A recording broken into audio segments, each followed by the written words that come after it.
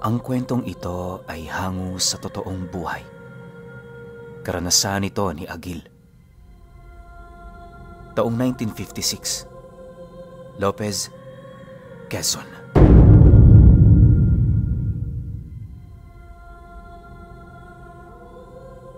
Itong mga panahong ito, kasalukuyang nasa edad 20 anyos pa lamang itong si Agil. Sa kanilang lugar noon, kilala ang angkan nila bilang mamamatay ng mga aswang. Wala namang espesyal sa pamilya nila, ni hindi nga sila nagtatangan ng mga karga na merong kaugnayan sa kalikasan. Basta ang tanging tangan lang nila noon ay ang mga sandong pinagpasapasahan na ng kanilang pamilya.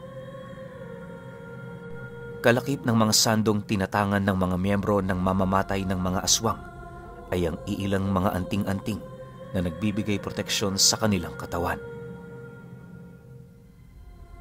Sinasabi ng iilang mga matatanda, pamilya sila ng mga antingero, pero para sa kanila, mga pangkaraniwan lang silang tao.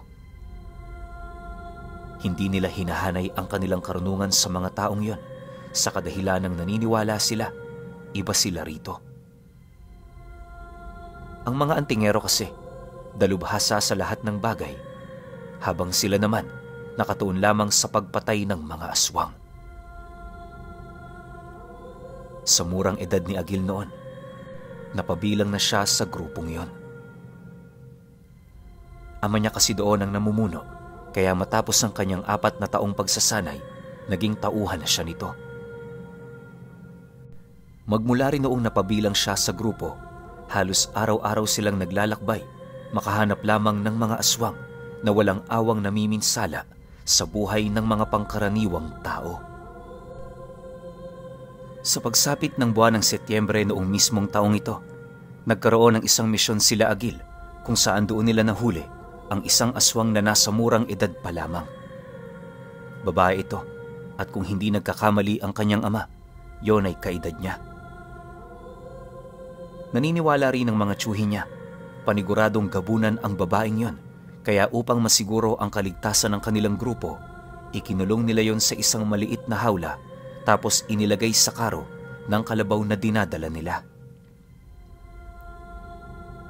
Bago nila nilisan ang pugad nito, doon na silayan ni Agil ang tambak-tambak na bangkay ng pamilya ng babaeng yon. Magbabandang hapon na noon ang iniwan nila ang lugar, kaya ramdam nila ang matinding pagbabago ng ihip ng hangin. Sa katunayan, kahit malayo na sila, hindi nila maipagkakaila ang salot na lumalaganap sa buong paligid. Nang medyo makalayo na sila sa lugar, sakto naman ang pagkakaroon ng malay ng babae, kaya naman ang ginawa nila, tumigil na muna pansamantala. Habang yon ay nagwawala, abalang-abala naman sila noon sa paghahanda ng kanilang mga makakain. Medyo malayo-layo pa kasi ang kanilang baryo sa lugar, kaya mas mainam na mapuna ng kumukulo nilang sikmura. Bagaman sanay na si Agil sa ganoong gawain, para sa kanya, nakakapanibago ang lahat. Sa halos ilang buwan niya kasing pagsama rito, hindi niya maipagkakaila, yon ang unang pagkakataon na meron silang iuuwing bihag. Dala ng kanyang kuryosidad, nagdesisyon siyang lumapit sa kanyang ama para magtanong. Tay, bakit hindi na lang natin yan patayin? Di ba, mas mapapadali ang ating pag-uwi kung wala tayong daladala? Bungad na wika ni Agil paglapit niya. Nang marinig naman yon ng kanyang ama, seryoso naman yung tumitig sa kanya habang sumasagot yun ng, dahil hindi pa tama ang oras. Lumikha ng orasyon ng ama ng babaeng yan bago yun mapaslang. Hindi ako sigurado kung para saan ang nakita kong ritual sa tabi nito, pero malakas ang kutob ko.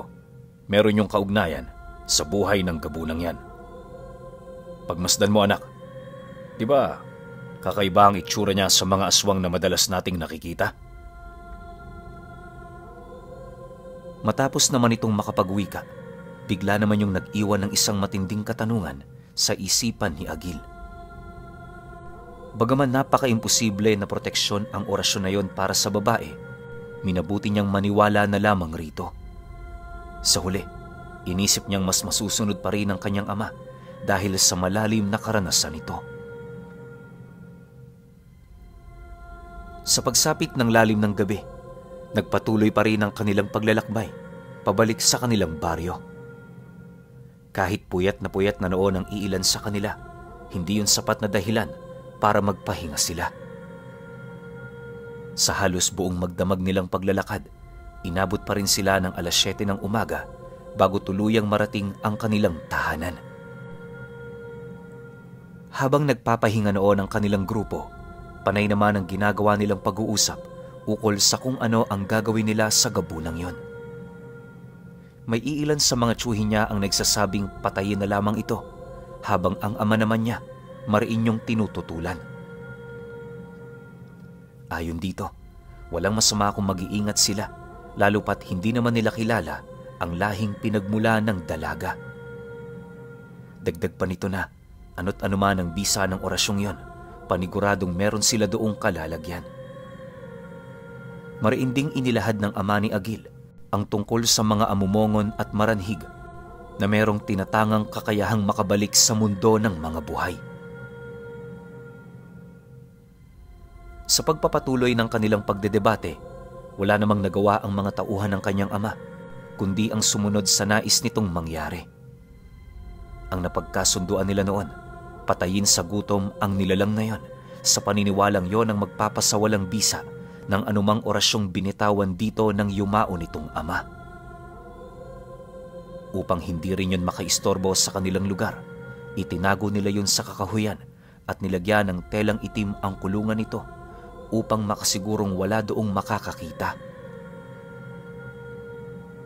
Binusalan rin nila yon sa bibig nang sa gayoy mawalan na yon ng kakayahan na magbigkas ng kahit na anong uri ng usal. Sa paglipas ng mga araw, nagpatuloy ang paglilibot ng kanilang grupo. Dahil sa dami ng mga nilalang na kinakaharap nila gabi-gabi, unti-unti na ngang nawawala sa kanilang mga isipan ang tungkol sa babaeng gabunan.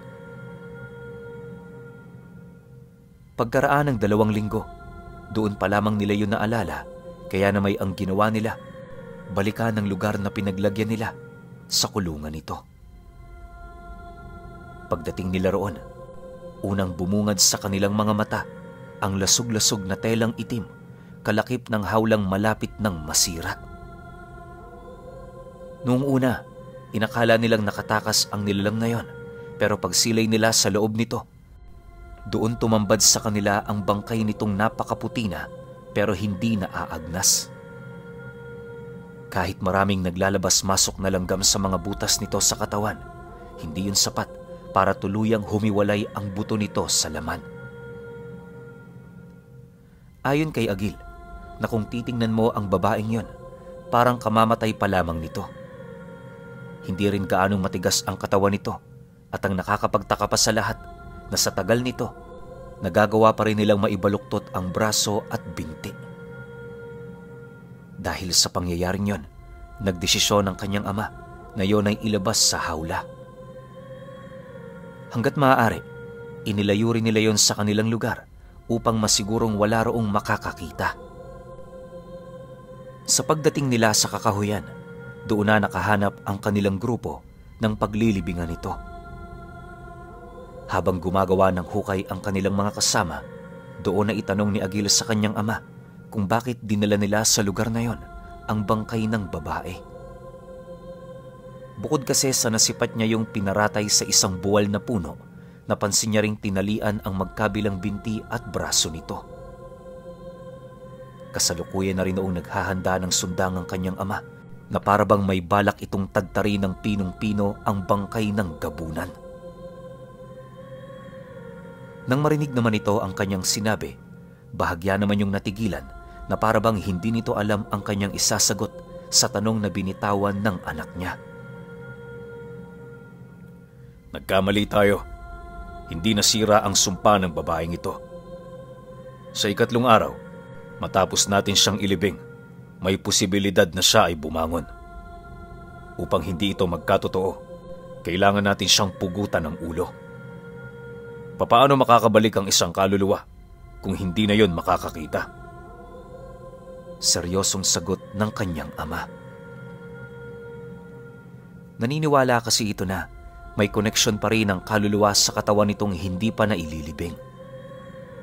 Kapag tinapyasan mo yon ng alinmang parte ng katawan nito, maglalakbay ang kaluluwa nito sa kabilang buhay na hindi tangan ang parte ng katawan nitong nawala.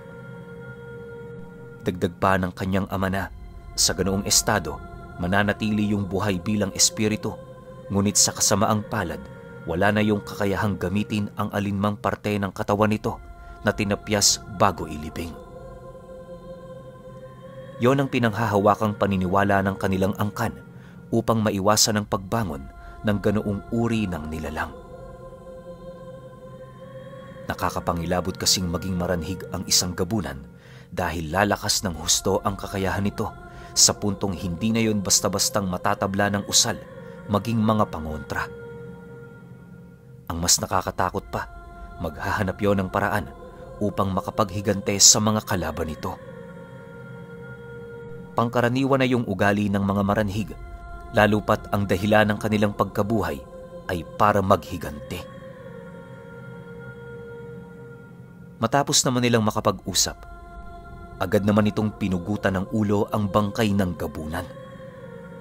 Pagkalas ng ulo nito sa katawan, gulat na gulat naman sila sa kadahilan ng ni isang patak ng dugo, wala roong tumutulo. Napansin din nila ang bahagyang paghinga nito na parabang yon ay buhay pa.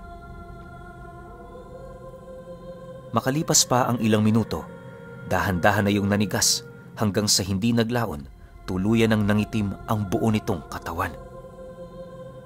Matapos namang magawa ng mga tsuhi niya ang libingan ng nilalang, dali-dali naman nila ito doong binugsok pa ibaba. Nilagyan din nila ang paligid nito ng mga pangontra at siniguradong matatag ang mga selyong ikinalat nila sa lugar sa pamamagitan ng mga kahoy na may mga simbolo. Matapos nilang maisagawa ang kanilang plano, agad naman silang naglakad pabalik sa baryo. Habang binabagtas naman nila ang daan, bakas sa pagmumukha ng mga tsuhi niya, ang animoy kawala ng pag-asa. Siyempre, dahil bagong miyembro lang itong si Agil, wala siyang nagawa kundi ang sumunod. Pagkaraan ng 4 na araw, naging maayos naman ang grupo nila. Madalang noon ang naging paglalakbay ng kanilang grupo, buhat sa nagkataong kaarawan ng iilang matatanda sa kanilang angkan.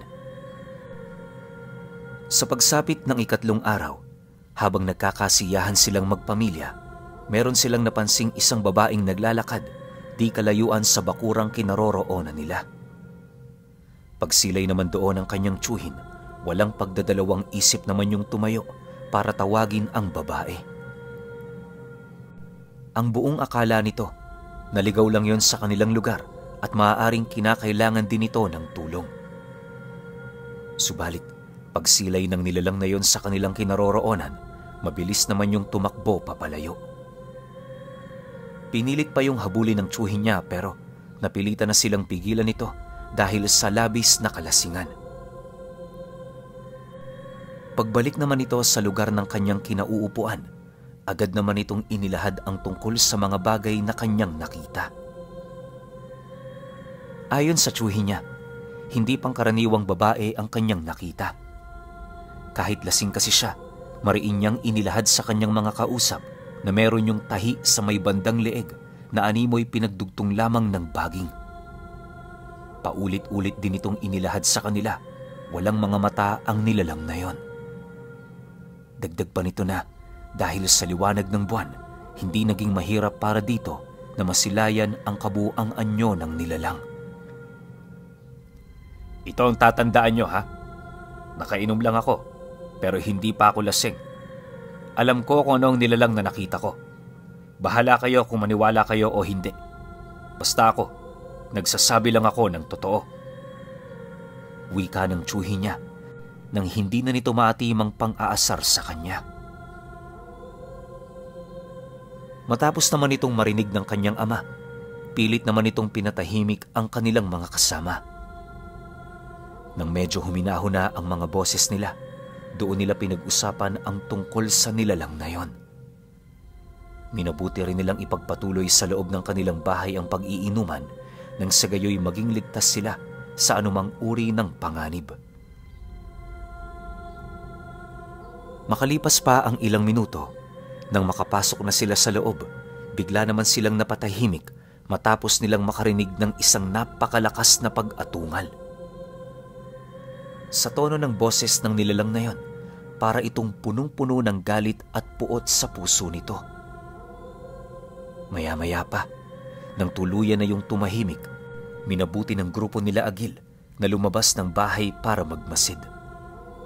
Halos inabot din sila ng ilang oras sa labas pero wala nang naging paramdam sa kanila ang nilalang.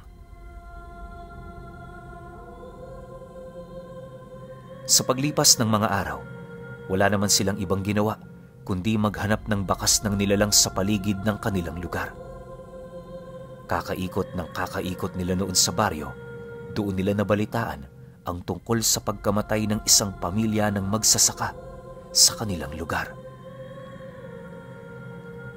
Ayon sa mga taong napagtanungan nila, wala naman yung narinig na ingay noong mismong gabi, kaya hindi nila matukoy kung sino ang umatake. Basta ang tanging naabutan na lamang nila kinaumagahan ay ang mga lasug-lasug nitong mga katawan na nakakalat sa loob at labas ng bahay nito. Dagdag pa ng mga panauhing yon ang unang beses na mangyari ang ganoon sa kanilang lugar, kung kaya't labis nila itong ikinakabahala. Matapos namang marinig nila Agil ang sinabi nito, doon nila napagtanto na maaaring nanginain lang ang nilalang na gumambala rito. Sa loob ng isang linggong kakahanap nila sa paligid, mananatili pa rin silang walang kaide-ideya sa kung sino ang kinakalaban nila. Bukod kasi sa wala yung naiiwang bakas sa lugar na ginagambala nito, bigo rin silang makahanap ng anumang presensyang makakapagbigay linaw sa abilidad at uri ng kanilang kalaban. Isang hapon, habang nag-uusap sila sa bahay ng tsuhi niya, doon nila napagpasyahang balikan ang pinaglibingan nila ng gabunang pinugutan ng kanyang ama. Kaya sila nagpasyang puntahan ito ay para makita kung hindi lumubog ang lupang kanilang pinaglibingan. Akala kasi nila ganon ang mangyayari sa himlayan nito, lalo pat nakatayo ng pabaliktad ang kanilang paglibing dito. Subalit, nang marating na nila ang lugar, doon bumungad sa kanila ang himlayan nitong may nakatambak na lupa na nasa gilid. Pagsilay nila sa gitna nitong bahagi, doon nila tuluyang nasilayan ang hukay na wala ng laman. Sa puntong yan, nakaramdam naman ng matinding kilabot ang kanilang grupo, lalo pat iisang rason na lamang ang naiisip nila kung bakit nawawala ang inilibing nilang bangkay sa ilalim nito. Sabi ko sa inyo hindi ako nagkakamali sa mga nakikita ko. Wika ng tsuhi niya habang pinagmamasdan ang buong paligid. Nang marinig naman yon ng kanyang ama, dali-dali naman silang bumalik sa kanilang tahanan para maghanda. Kinagabihan noong mismong araw na yon, minabuti nilang manatili sa labas ng kanilang bahay, seryosong nagbabantay.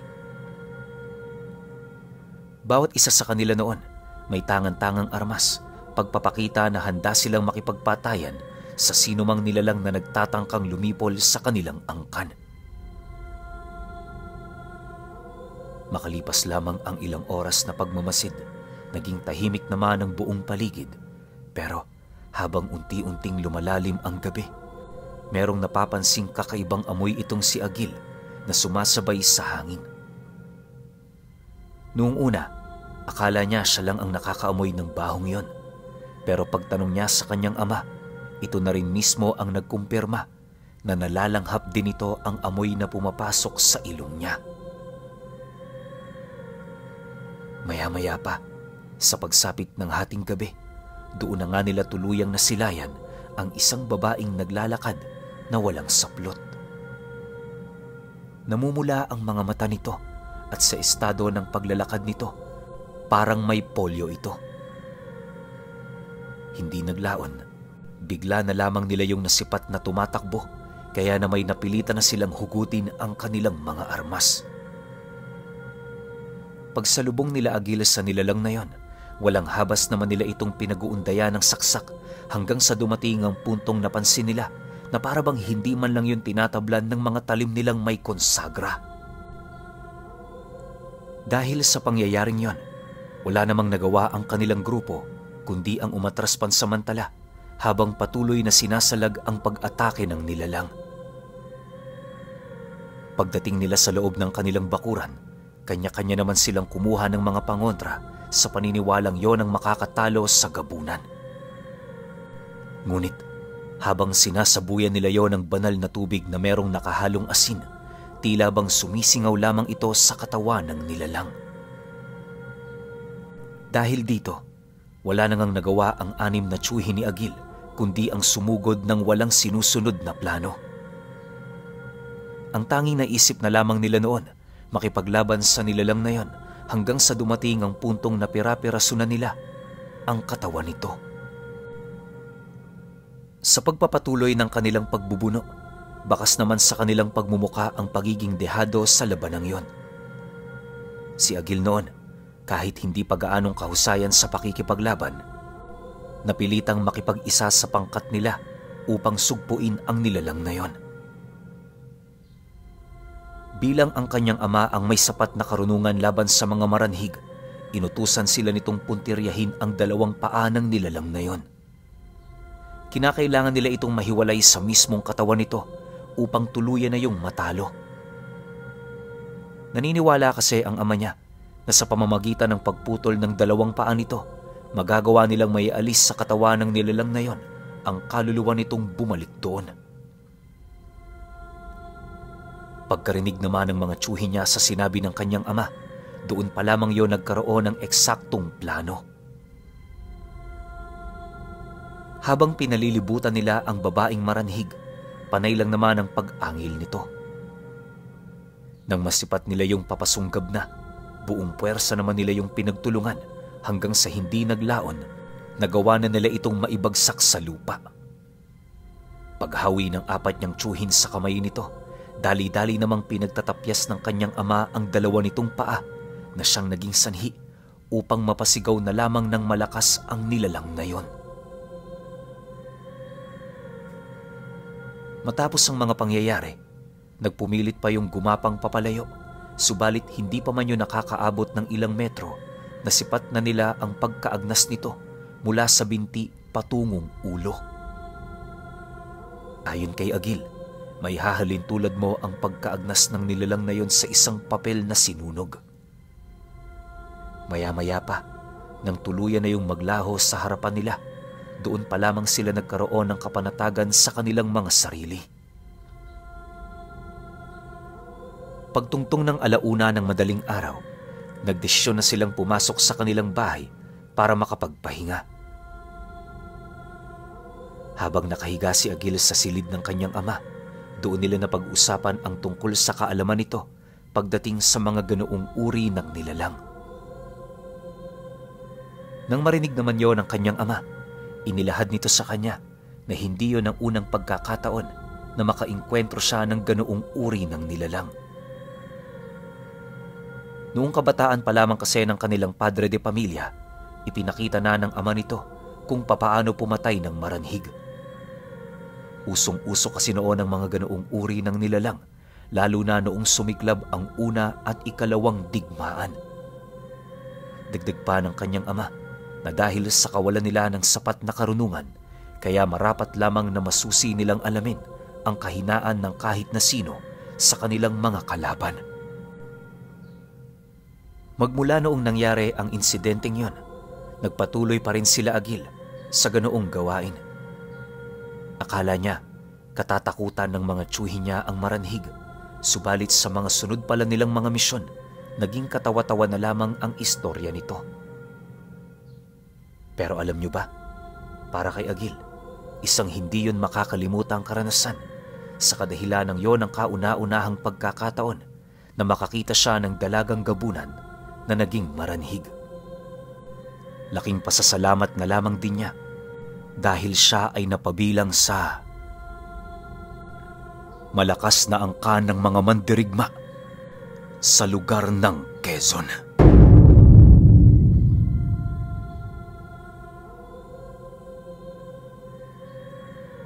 Okay, opinyon ko sa kwento. Sayang. Kasi kung naging series to, sobrang ganda ng kwento ni Agil. Kasi ang lakas ng angka nila eh. Di ba mga mandirigma nga eh. Parang hindi ko pwedeng sabihin na ordinaryong manggagamot o ordinaryong antingero tong mga to eh. Hindi, kasi pinag-uusapan nating kalaban dito, maranhig. Di ba? Alam naman nating lahat. Alam ko lalo na yung mga OG subscribers ko dyan, di ba? Sobrang lakas ng lahi ng maranhig. Tapos ito, gabunan pa, namatay, nabuhay, tapos naging maranhig. Alam natin lahat kung gaano kalakas tong mga to, di ba? Pero meron lang pala silang isang kahinaan, no? Yung putulin yung magkabilang paa. Di ba? Ang angas nun, di ba? Sayang lang, Agil, no? Kung naging series tong kwento mo. Alam ko, magiging patok na patok din to. Pero siguro bilang pagprotekta na lang din sa angkan mo na ayaw mo na lang sigurong ipaalam yung iba pang detalye, isang kwento lang yung pinadala mo. Pero ang masasabi ko sa iyo, Agil, kung gagawin nating series to o kung meron ka pang ibang karanasan tungkol dyan sa angkan mo, isend mo na kaagad yan sa akin. Kasi ang lakas ng ninyo, ang lakas ng grupo ninyo o ng angkan ninyo. Diba? Grabe, pambihira to. Pero syempre, kayo pa rin. Kung may opinion kayo sa kwentong ito, comment nyo lang sa baba. Yun lang. Hanggang sa susunod na kwento. Salamat.